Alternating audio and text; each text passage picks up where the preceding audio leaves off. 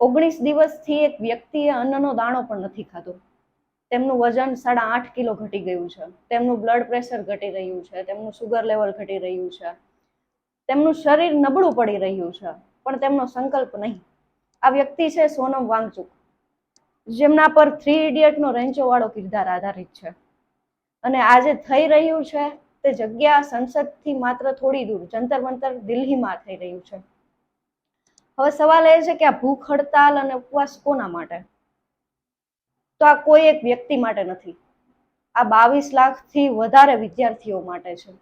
આ લડત એમના માટે છે કે જેમણે નીટની પરીક્ષાના લીધે પોતાનો જીવ ગુમાવ્યો.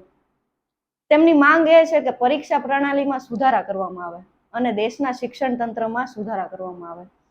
મેડિકલ પ્રવેશ પરીક્ષા નીટમાં જે ગેરરીતિઓ અને પેપર લીક થયું તેના માટેની આ લડત છે. તો હવે સવાલ એ છે કે તેઓ દેશના શિક્ષણ મંત્રી ધર્મેન્દ્ર પ્રધાનના રાજીનામાની માંગ સાથે શું કામ બેઠા છે? પરીક્ષા પદ્ધતિની નિષ્ફળતાના કારણે જે વિદ્યાર્થીઓ જીવ ગુમાવ્યો પોતાનો, તેના માટે ન્યાયની માંગ કરી રહ્યા છે. આ રાજીનામું એટલા માટે કે શિક્ષણ પદ્ધતિમાં બદલાવ અને જવાબદેહી નક્કી થવી જરૂરી છે. હવે જોવાનું એ રહ્યું કે સરકાર આ મુદ્દે શું કરે છે, શું નિર્ણય લે છે.